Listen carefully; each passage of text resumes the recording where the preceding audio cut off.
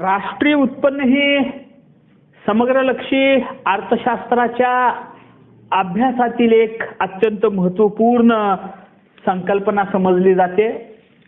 देशाच्या समग्र आर्थिक कामगिरीचं मूल्यमापन हे राष्ट्रीय उत्पन्नाच्या माध्यमातून होत असतं. अर्थव्यवस्थेतील उत्पादन, वितरण, विनिमय आणि उपभोग या क्रियांचं एकत्रित मापन हे राष्ट्रीय उत्पन्नामध्ये आपल्याला पाहायला मिळतं आणि त्या दृष्टिकोनातून सुद्धा विचार करता राष्ट्रीय उत्पन्न ही एक महत्त्वपूर्ण संकल्पना समजली जाते. अर्थतज्ञाच्या दृष्टिकोनातून विचार करता राष्ट्रीय उत्पन्न हे देशाच्या आर्थिक विकासाचं एक महत्त्वाचा निकष आहे आणि त्याचबरोबर आर्थिक विश्लेषणाचं सुद्धा राष्ट्रीय उत्पन्न एक महत्त्वाचं साधन आहे आणि त्यामुळं एकूण आर्थिक सिद्धांतापैकी राष्ट्रीय उत्पन्न ही संकल्पना एक अत्यंत महत्त्वपूर्ण अशा स्वरूपाची संकल्पना ही समजली जाते. भारतामध्ये 1955 मध्ये राष्ट्रीय उत्पन्नाची गणना करण्याची जबाबदारी ही केंद्रीय सांख्यिकी संघटनेकडे सोपवण्यात आलेली आहे. म्हणजे सेंट्रल स्टॅटिस्टिकल ऑर्गनायझेशन ही संघटना भारतामध्ये ही जबाबदारी पार पाडते. आता ही काही प्राथमिक माहिती जाणून घेतल्यानंतर आपण राष्ट्रीय उत्पन्न नेमकं कशाला म्हणायचं याचा अर्थही जाणून घेऊया. बघा, देशाच्या अर्थव्यवस्थेमध्ये विविध प्रकारचे लोक विविध प्रकारचे व्यवसाय करत असतात आणि या व्यवसायाच्या माध्यमातून ते विविध वस्तू आणि सेवांचं उत्पादन करत असतात. आता या वस्तू आणि सेवांची विभागणी आपल्याला उपभोग्य वस्तू आणि भांडवली वस्तू यामध्येही करता येऊ शकते. एका विशिष्ट आर्थिक कालखंडामध्ये देशामध्ये ज्या एकूण वस्तू आणि सेवांचं उत्पादन झालेलं आहे त्यांचं पैशामध्ये व्यक्त केलेलं मूल्य म्हणजे राष्ट्रीय उत्पन्न होय. तर ढोबळमानानं राष्ट्रीय उत्पन्नाच्या अशा स्वरूपाचा अर्थ हा आपल्याला सांगता येतो कारण अखंडितपणे सुरू असते आणि त्याही दृष्टिकोनातून विचार करता राष्ट्रीय उत्पन्न हे साठा नसून ती एक प्रभावी संकल्पना आहे असंही आपल्याला म्हणता येऊ शकतं. आपल्या 12वीच्या अर्थशास्त्राच्या पुस्तकामध्ये राष्ट्रीय उत्पन्नाचा अर्थ सांगण्यात आलेला आहे. तो बघा, तो या पद्धतीचा आहे. राष्ट्रीय उत्पन्न म्हणजे एका वर्षाच्या कालावधीत देशात उत्पादित होणाऱ्या वस्तू व सेवांचा प्रवाह होय. वस्तू आणि सेवांच्या प्रवाहाला विशिष्ट आर्थिक कालखंडातल्या राष्ट्रीय उत्पन्न असं संबोधलं जातं. तर हा अर्थ पाहिल्यानंतर आपण राष्ट्रीय उत्पन्नाच्या काही शास्त्रशुद्ध व्याख्या पाहूया. बघा, 1949 मध्ये भारतामध्ये प्राध्यापक पी.सी. महालनोबिस यांच्या नेतृत्वाखाली राष्ट्रीय उत्पन्न समितीचं गठन करण्यात आलं आणि महालनोबिस यांना सहकार्य करणाऱ्या त्यांच्या इतर 2 सदस्यांची सुद्धा त्यामध्ये नियुक्ती ही करण्यात आलेली होती.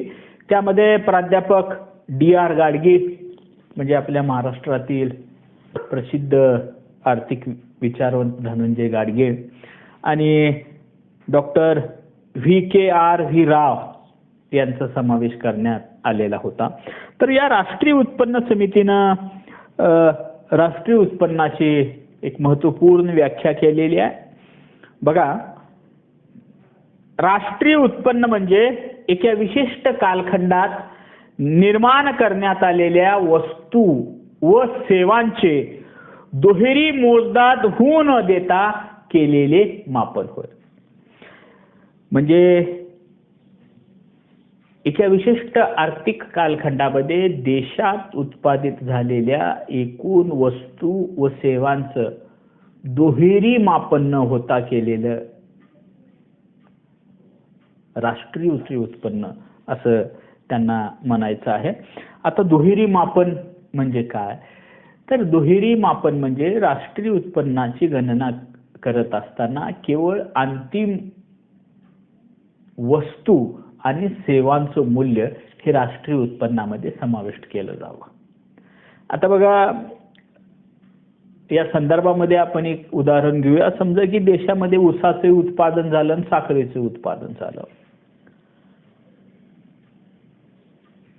तर आता इथं दुहेरी मोजदाद करायचे नाही, तर आपल्याला दुहेरी मोजदाद टाळण्यासाठी केवळ साखरेचं मूल्य विचारात घ्यावं लागेल. आता साखरेचं मूल्य विचारात घेतल्यामुळं काय होईल की एकतर साखर ही अंतिम उपभोग्य वस्तू आहे आणि साखरेमध्ये ऊसाचं मूल्य हे समाविष्ट आहे आणि त्यामुळं ऊसाचं मूल्य हे दोनदा पकडलं जाणार नाही आणि त्यामुळं राष्ट्रीय उत्पन्नाची आकडेवारी चुकीची असू शकणार नाही आणि त्यामुळं अशा पद्धतीने की वस्तूची दोनदा मोजदाद होणार नाही याची काळजी घेऊन हे एका विशिष्ट आर्थिक वर्षातील वस्तू आणि सेवांची मोजदाद केली जावं असं राष्ट्रीय उत्पन्न समितीला सूचित करायचं आहे. प्राध्यापक A.C. पिगू यांनी सुद्धा राष्ट्रीय उत्पन्नाची व्याख्या केलेली आहे.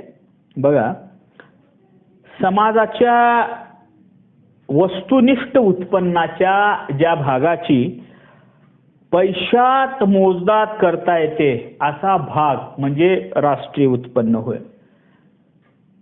या उत्पन्नात निव्वळ विदेशी उत्पन्नाचा समावेश केला जातो असं पिगूंनी राष्ट्रीय उत्पन्नाची व्याख्या केलेली आहे. त्यांनी त्यांच्या व्याख्येमध्ये जे म्हणजे उत्पन्नाच्या ज्या भागाची पैशात मोजदाद करता येते अशाच उत्पन्नाचा त्यांनी राष्ट्रीय उत्पन्नामध्ये समावेश केलेला आहे. म्हणजे काय, तर ज्या वस्तूंची पैशामध्ये खरेदी विक्री होते त्याच वस्तूंचं मूल्य राष्ट्रीय उत्पन्नामध्ये समाविष्ट करावं असं त्यांना सूचित करायचं आहे.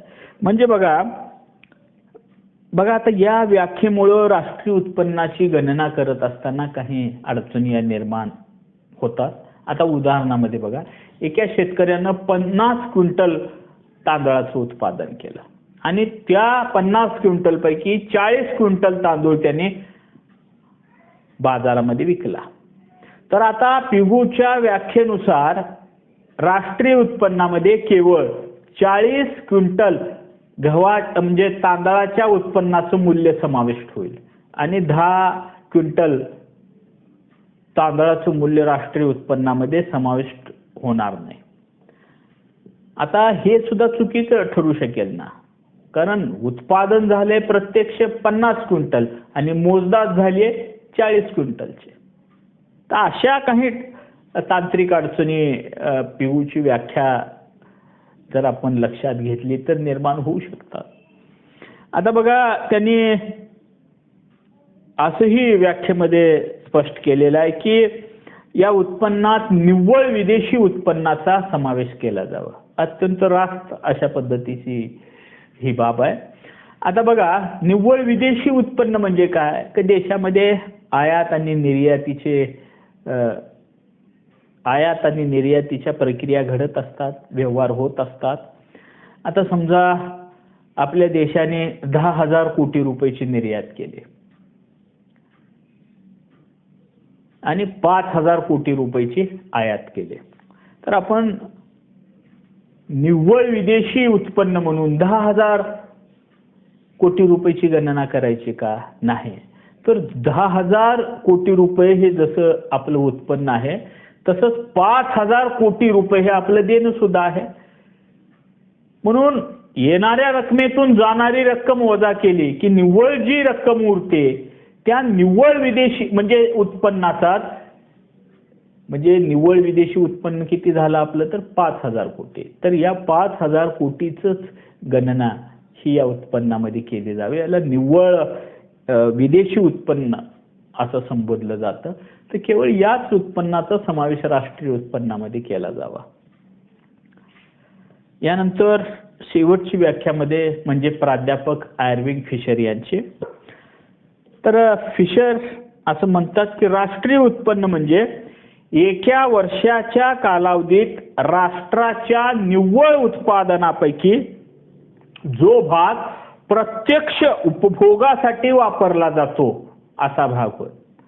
म्हणजे फिशर यांनी देशामध्ये किती उत्पादन झालं याच्यापेक्षा त्या उत्पादनापैकी प्रत्यक्ष उपभोगासाठी किती भाग वापरला गेला याला महत्त्व दिलेलं आहे. म्हणजे बघा, आता आर्थिक कल्याणाच्या दृष्टिकोनातून उपभोगाला महत्त्व दिलं जातं, कारण उपभोगावरूनच राहणीमानाची पातळी ही कळत असते आणि त्यामुळं फिशरची व्याख्या ही महत्त्वपूर्ण समजली जाते. म्हणजे फिशर यांनी उपभोग प्रधान अशा स्वरूपाची राष्ट्रीय उत्पन्नाची व्याख्या केलेली आहे. प्राध्यापक पिगू यांनी एकूण त्यांच्या राष्ट्रीय उत्पन्नामध्ये एकूण प्राप्तीला महत्त्व दिलेलं आहे. तर राष्ट्रीय उत्पन्नाचा नेमका अर्थ समजण्यासाठी या व्याख्या सुद्धा अत्यंत महत्त्वपूर्ण आहेत, त्या आपण समजून घेतलेले आहेत.